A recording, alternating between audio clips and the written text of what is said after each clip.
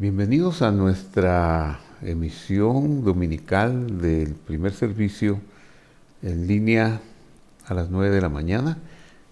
Estamos muy contentos de llegar a ustedes por medio de las plataformas de YouTube y de Facebook. Saludamos a nuestros amigos que se conectan en todas partes donde hemos visto en la ciudad de Guatemala la Iglesia Visión de Fe. Especialmente se conectan la mayor parte a esta hora, y luego también nuestros amigos en Perú, en California, San Francisco, en muchas partes del mundo. Vamos a tener, como acostumbramos, una primera parte de alabanza y oración con nuestro amado hermano Juan Carlos Alvarado. Y luego de ese tiempo de alabanza estaremos llevándole una meditación de la palabra del Señor. Juanca, gracias por compartir con nosotros tus dones, que Dios te bendiga, te siga usando y llevando por donde Él te lleva para hacer bendición. Así que Juanca, te dejamos el tiempo y estamos uniéndonos a ti para cantarle al Señor. Gracias. Gracias, Señor. Gracias, Padre. ¿Qué le parece si levantamos nuestras manos un momento y le decimos: gracias, Señor? Gracias, Señor Jesús. Y le decimos: gracias, Señor, por tu presencia aquí. Gracias, Señor,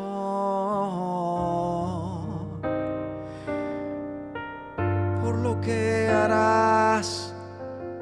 Gracias, mi amado Dios, por estar aquí. Porque hasta hoy no nos has desamparado. Hasta hoy sí has sido fiel y seguirás siendo fiel, mi amado, mi Dios. Gracias, mi Dios. Gracias te doy. Vamos, dale gracias. Dale gracias. Solo levanta tus manos y dile: gracias, Padre.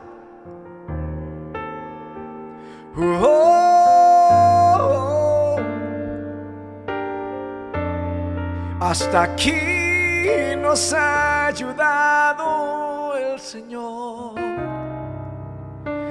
Él es fiel y seguirá siendo fiel.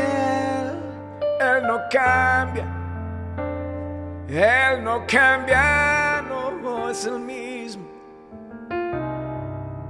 Vamos, levanta tus manos. Levanta tu gratitud. Levanta tu gratitud. Vamos a adorarle, amigos. Hay tanto que agradecerle al Señor. No todo ha sido tan fácil, pero un corazón agradecido Dios levantará con nuevas fuerzas. Escucha, un corazón agradecido se llenará de la fuerza de Dios, de los pensamientos del Señor. Un corazón agradecido abre puertas en el reino de los cielos.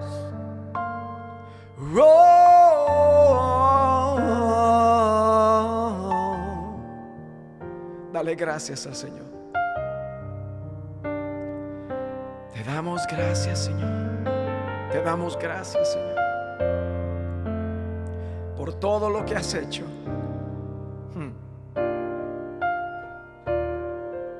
Por todo lo que has hecho. Gracias, Señor.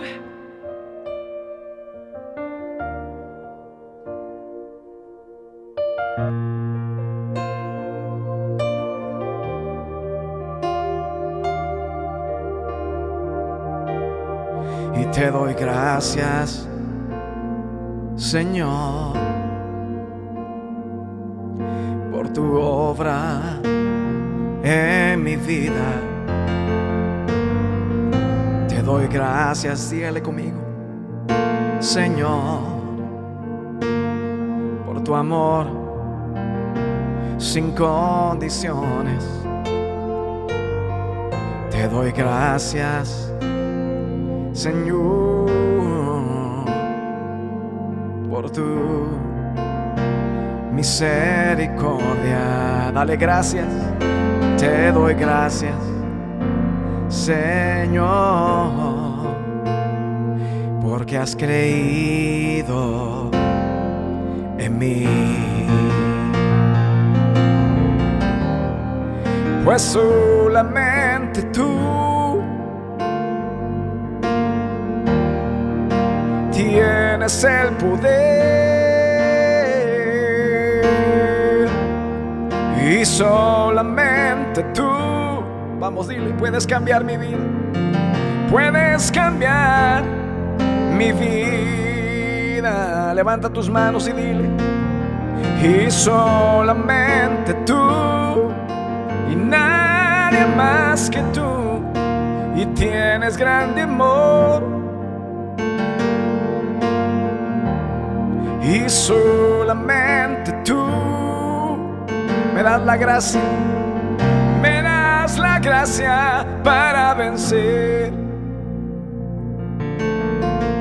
Vamos, levanta tus manos y dile, tú me das la gracia. Levanta tus manos conmigo y dile, tú me das la gracia. Me das la gracia para vencer. Me das el poder para creer. Yo me acerco a ti, Jesús. Vamos, alguien agradézcale. Yo me acerco a ti con gratitud y amor en mi corazón. Gracias, Señor. Gracias, Señor. Alguien dígale gracias, gracias, gracias, mi amado Dios.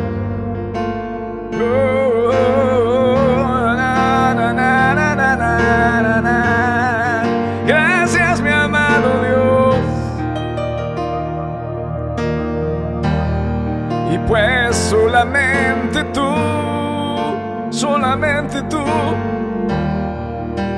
tienes el poder.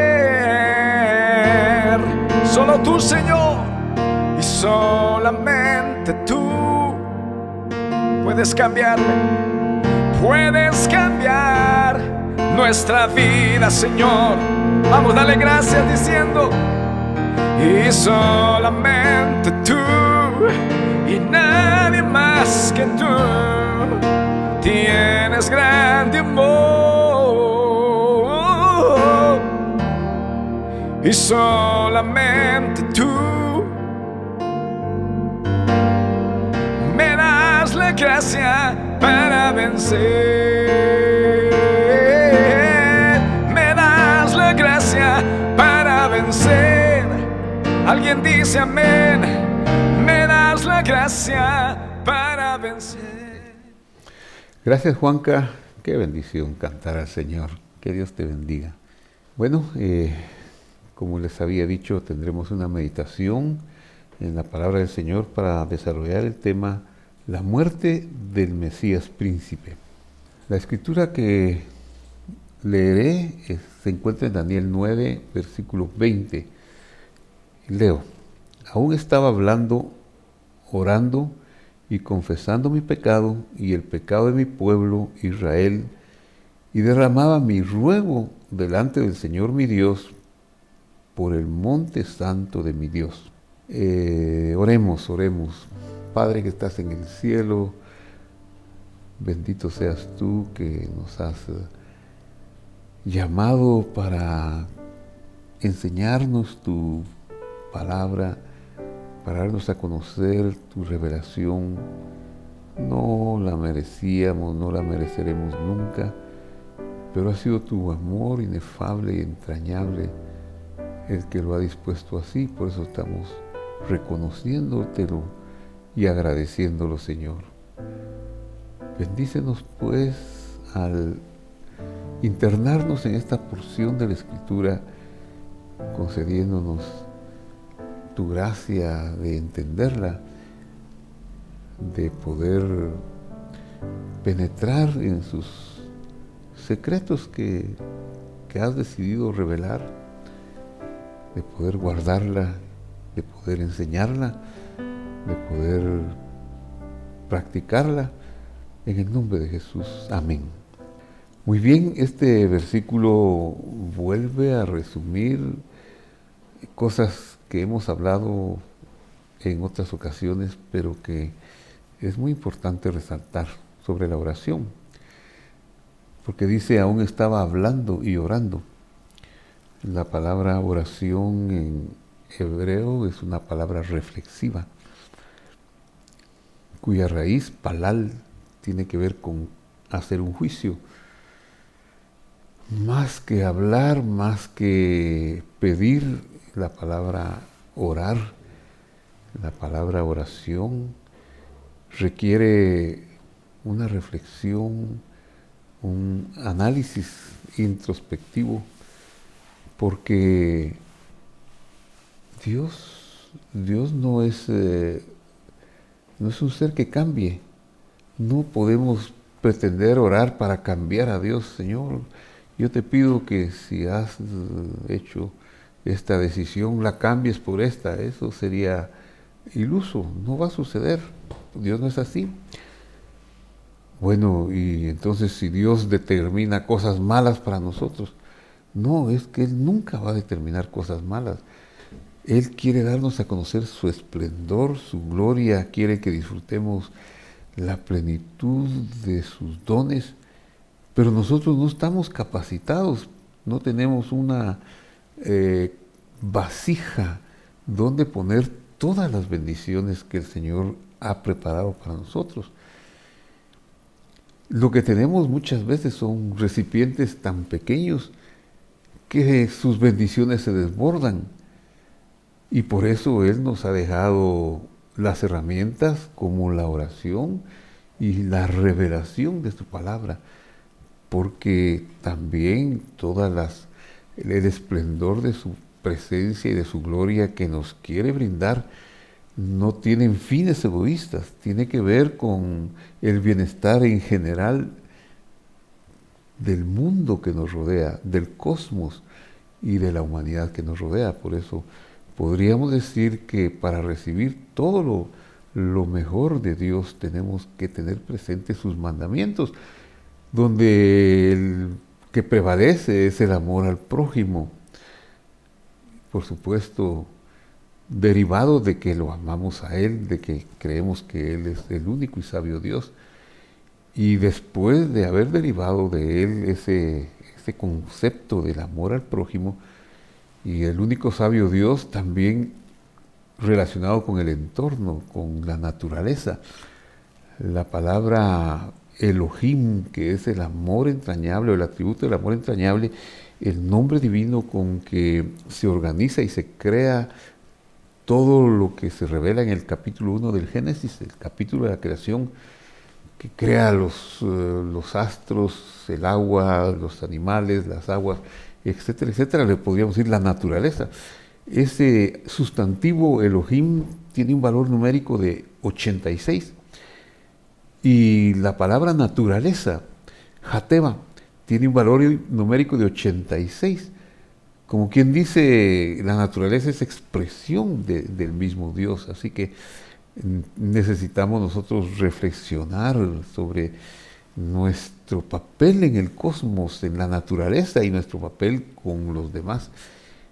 Eso es ensanchar las vasijas. Esta es la oración, reflexionar para ensanchar la vasija. Entonces, cuando uno ha violado alguno de esos mandamientos, alguno de esos principios, obviamente nuestro recipiente se ha resquebrajado, se ha reducido o se ha perforado, y entonces se diluyen las bendiciones, y ahí es donde vienen lo que parecen ser castigos de Dios, y que queremos que nos quite este castigo o aquel castigo, pero no es así, sino que es un volver a Dios en arrepentimiento para de nuevo, después de este juicio que nos hagamos, estar aptos para recibir el esplendor de su gloria.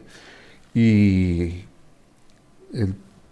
el asunto, el tercer punto, además de que debemos orar para reflexionar que hemos hecho bien o mal respecto a los dos mandamientos, respecto a la naturaleza o respecto al prójimo, también tenemos que tomar en cuenta como un cuarto paso que Dios quiso que nosotros obtuviéramos esa satisfacción a través del esfuerzo, del trabajo, a través de nuestra capacidad de hacer algo, pero no algo como meritorio ante Él, sino algo que es la oración para reflexionar, los mandamientos para llevarnos con el entorno tanto del prójimo como de la naturaleza.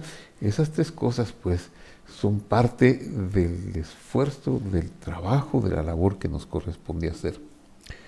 Cuando Daniel está aquí, dice, estaba aún hablando, haciendo esa reflexión que está en los primeros 19 versículos del capítulo 9, orando, es decir, haciendo ese análisis, ese juicio introspectivo y confesando mi pecado. Al hacer el juicio se dio cuenta de las manchas, se dio cuenta de lo que había sucedido, que había roto la conexión divina tanto de él como de sus reyes, como de su pueblo, como de sus príncipes.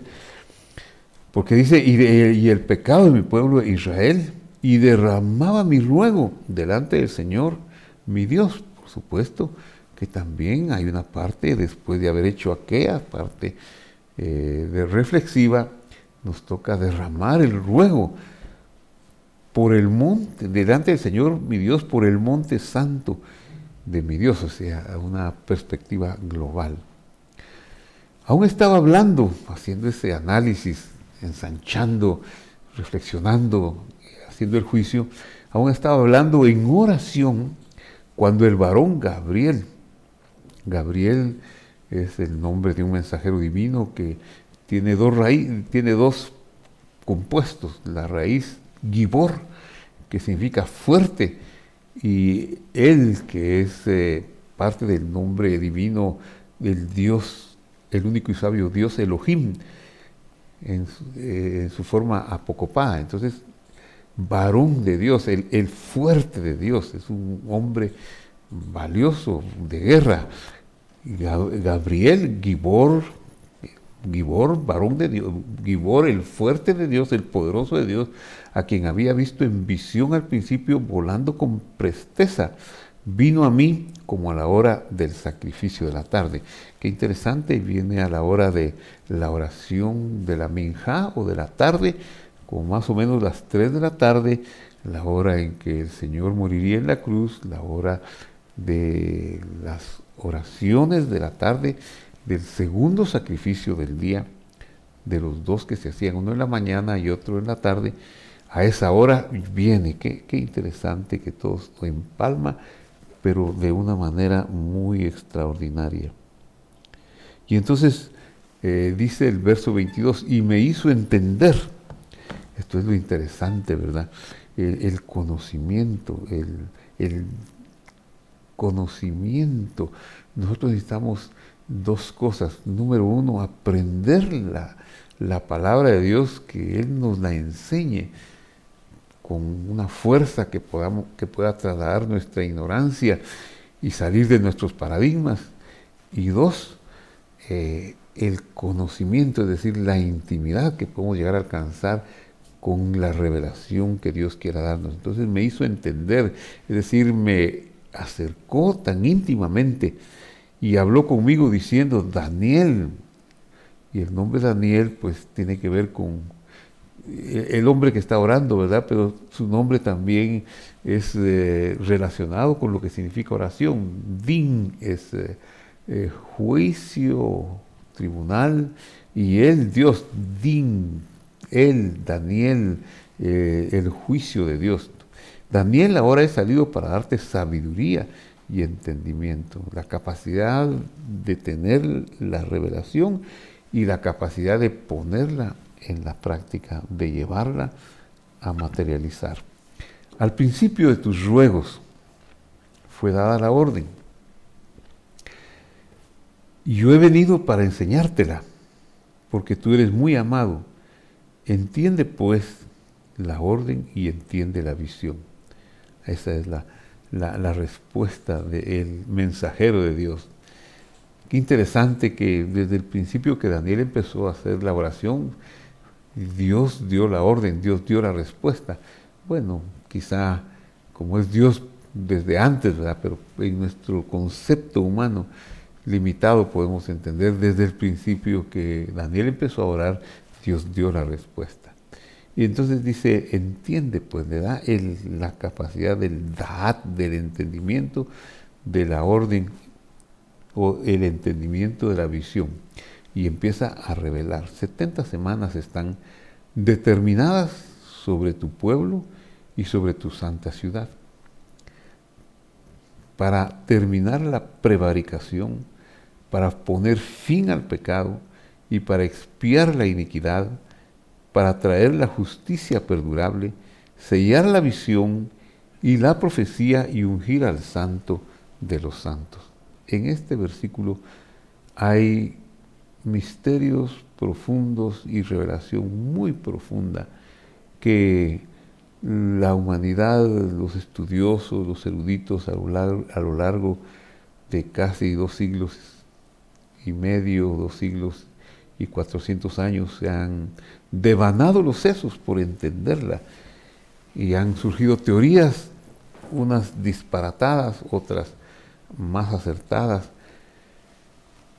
pero todo aquel que se ha atrevido a poner como un orgullo en esta interpretación ha quedado avergonzado porque no se han cumplido sus vaticinios, porque muchas veces han llegado a vaticinios, pero lo que el versículo está diciendo habla de 70 que tiene que ver con plenitud, 7 es la plenitud de esta creación, de esta revelación.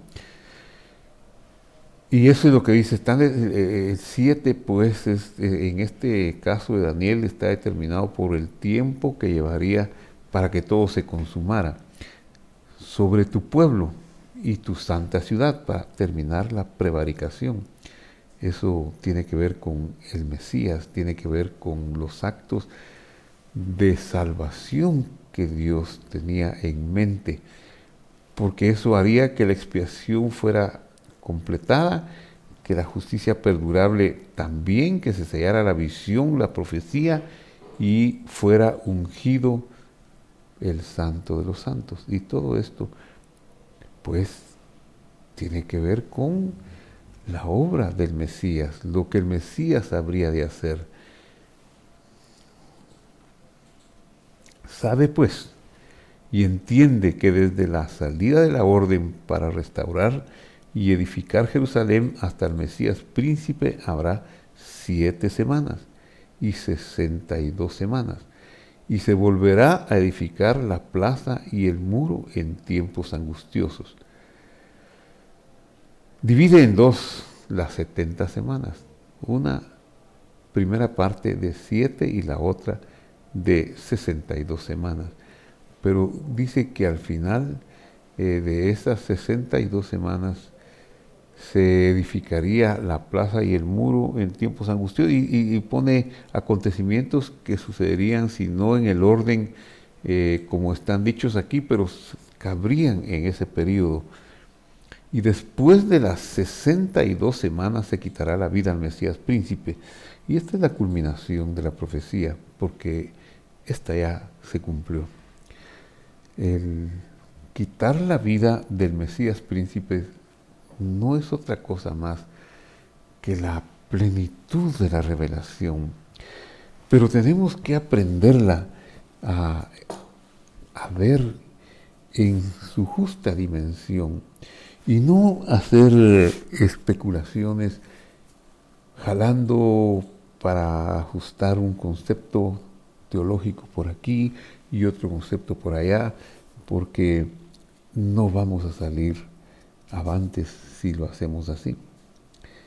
Ya que está claro, se quitará la vida del Mesías príncipe.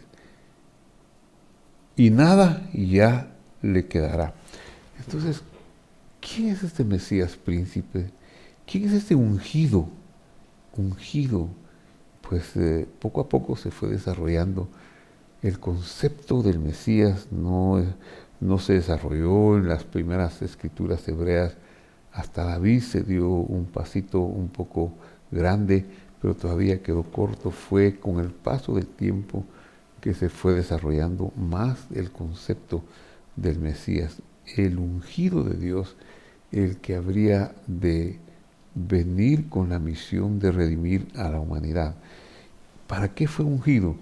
En los tiempos del Señor Jesús podemos decir que las cosas estaban color de hormiga, estaban difíciles. Había un imperio, el imperio romano, gobernante, la opresión del pueblo era manifiesta y había tantas carencias, tantas necesidades que pareciera que era el tiempo menos indicado para que el Mesías viniera. La revelación de Dios fue progresiva, como Daniel lo hace entrever en su oración. Cuando la humanidad es desarraigada, es divorciada por Dios, en el huerto del Edén, en el capítulo 3:24 del Génesis dice: y echó pues el Señor Dios al hombre del huerto. Vaigaresh es el verbo echó, Vaigaresh es el verbo que se usa en las Escrituras para evidenciar el repudio del hombre por su mujer.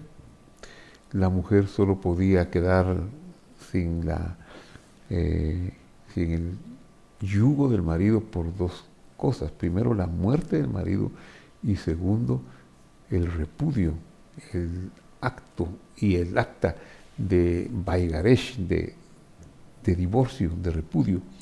Entonces la humanidad quedó repudiada, quedó excluida de la gloria de Dios. Romanos 3:23 dice: por cuanto todos pecaron, están destituidos de la gloria de Dios. Y el capítulo 24 de Génesis 3 dice que Dios echó del huerto al hombre para que no pudiera volver al árbol de la vida, puso querubín. Lo que quiere decir es que puso una eternidad entre el huerto y entre el hombre, así que el hombre jamás podría volver a la eternidad, a la dicha de Dios. Eso es lo que es el divorcio. Estaba muerto en delitos y pecados, estaba excluido. Entonces, pero Dios amaba, porque el atributo del amor entrañable estaba manifiesto. El juicio se estaba dando a través del nombre de Dios que establece el juicio, como hemos dicho en el estudio 44 del día miércoles de esta semana que acaba de pasar. El juicio es establecido por el nombre Yud-Hei Vav-Hei y el nombre del amor entrañable, que es el nombre de Dios o Elohim, que establece los procedimientos. Estableció que era imposible, una vez que la mujer había sido repudiada, la humanidad repudiada, que Dios pudiera volver a tener intimidad o a casarse con ella o a llamarla mi pueblo. Eso no podía suceder. Pero entonces Dios hace algo. Como la mujer, como la humanidad no podía volver, estaba desterrada, divorciada, ella no podía hacer nada más. Había una eternidad entre ella y el árbol de la vida. Entonces Él disminuye su honra. Ese es el proceso del Mesías, de aparecer en la tierra para ser ungido para la misión, por medio de venir disminuido, humillado, como revela el apóstol Pablo en sus epístolas, humillado en la expresión mínima de la vida. En la expresión mínima de la vida, entonces el Mesías puede, siendo Dios, el único y sabio Dios manifestado en carne, pero velado en esa expresión mínima de la vida y portando ya en la sangre nuestros pecados, parecía un hombre más, parecía otro ser más, pues no evidenciaba manifestaciones gloriosas de luz o milagrosas. Los milagros que él habría de hacer, las obras a las que él habría de hacer para cumplir lo que se había escrito en la palabra de Dios, pues era eso, el cumplimiento de las obras que estaban escritas. No podía y no debía y no lo hizo hacer más de lo que se estableció como pacto. Por eso es que Él es el siervo perfecto, el obediente perfecto hasta la muerte y muerte de cruz. Una cosa hermosa e impresionante. Pero en el proceso de la revelación, entonces, desde Adán hasta Moisés, los sacrificios que se hacían eran los sacrificios de paz. Y Dios había dispuesto que su pueblo Israel lo llamó de Abraham, de los lomos de Abraham, de Isaac y de Jacob, y después de liberarlos de la esclavitud egipcia, después de 40 días, de 50 días de la liberación aproximadamente, entonces llegan y reciben el documento porque Dios está dispuesto a casarse con ellos de nuevo.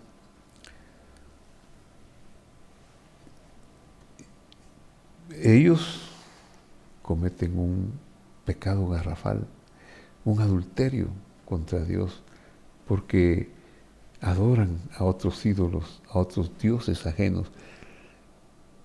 Y de nuevo la humanidad está de vuelta al origen de la destitución. Pero en esta ocasión, entonces Dios da un paso más para revelar la venida del Mesías y para revelar la obra del ungido, la obra expiatoria. ¿Y cuál es ese paso más? Establece un sistema triple de proyección para salvación de la humanidad, para sustento. Ese sistema triple consiste en el sacerdocio levítico, en el sistema de sacrificios y en el templo. Estos tres elementos, el sacerdocio levítico, el templo o tabernáculo en el desierto y el sacerdocio, iban de la mano y habrían de representar a Dios. El sacerdote, representante de Dios; el templo, representante del Mesías; y los sacrificios, representante de Dios, donde se hicieron miles de sacrificios, quizá millones de sacrificios, muriendo un inocente por el culpable, anunciando con todas las fuerzas y con todo el poder la necesidad de la muerte de un inocente, la necesidad de que alguien muriera, pero no se halló en los cielos y en la tierra quien pudiera desatar el libro y sus sellos, quien pudiera morir y vivir. Nadie era capaz de hacerlo. Por eso Dios mismo tuvo que hacerlo y ser el que muriera por la humanidad. Y a eso se refiere la profecía de Daniel cuando dice que se terminará la prevaricación y se terminará y se ungirá al Santo de los Santos. Se refiere a que esas tres columnas que Dios dio en el Sinaí, como son el santuario, el sacerdocio y los sacrificios, al Mesías príncipe morir, serían sellados, ya no habría más necesidad de ellos, y de hecho no ha habido más necesidad de ellos desde el año 70, que el templo fue destruido por las huestes de los romanos del mariscal Tito. No se ha vuelto a levantar el templo, no se ha vuelto a levantar un sacrificio, porque la palabra prohíbe que se haga sacrificio en un lugar fuera de aquel que Él escogió para hacer. Entonces ahí tenemos que llegó hasta el año 70 la culminación de estos tres grandes de estas tres grandes columnas como son el templo, el santuario y el sacerdocio. Ahora vendría un nuevo sacerdocio. El Mesías príncipe ha muerto, él sería ungido sacerdote en un nuevo orden, en el de Melquisedec. Un nuevo santuario habría, y el nuevo santuario es el mismo. Y el sacrificio, no habría más necesidad de sacrificios, porque él era el sacrificio perfecto, como Juan le llamó y dijo, y dio testimonio, y dijo, he aquí el Cordero de Dios que quita el pecado del mundo. Así que en la persona del Mesías, del Señor Jesús, se dio cumplimiento a todas las profecías que Daniel recibió, la revelación que habrían de suceder. Pero falta algo, y es que, aunque dice que se completó, tenemos que poner aquí un elemento profético, y es el elemento de las dos venidas, la venida en la humillación y la venida en gloria. Y hasta el momento lo que se ha completado es la expiación, ya no más sacerdocio, no más templos, no más sacrificios, porque ya está el sacrificio perfecto, pero hace falta algo más. Hace falta la consumación, porque Él se fue a los cielos, y mientras Él se fue dijo, volveré y les dejo a ustedes una tarea para que ustedes sigan desarrollándose, para que sigan ensanchando su vasija, para que sigan ampliando sus conocimientos, para que sigan orando y entendiendo y recibiendo sabiduría, que yo volveré a ustedes y volveré para premiarlos, volveré para hacer un examen y poder, y de esa manera elevarlos también. Pero seguramente hay otros conceptos de la justicia divina que en este lapso de ausencia del Mesías, porque murió pero resucitó, en este lapso de ausencia se están cumpliendo conceptos de los procedimientos, del debido proceso, que sería los procedimientos cumplidos de la justicia divina, que todo está en perfecto orden y va a salir en perfecto orden. La culminación de todas las cosas será su retorno en gloria. Esa es la esperanza más esperada, perdonen la redundancia, más dichosa, su retorno en gloria. ¿Para qué su retorno en gloria? Para ser coronado rey en esta creación. Y aquellos que lo denostaron, y aquellos que lo resistieron, y aquellos que lo blasfemaron, pues tendrán que darse cuenta de su error.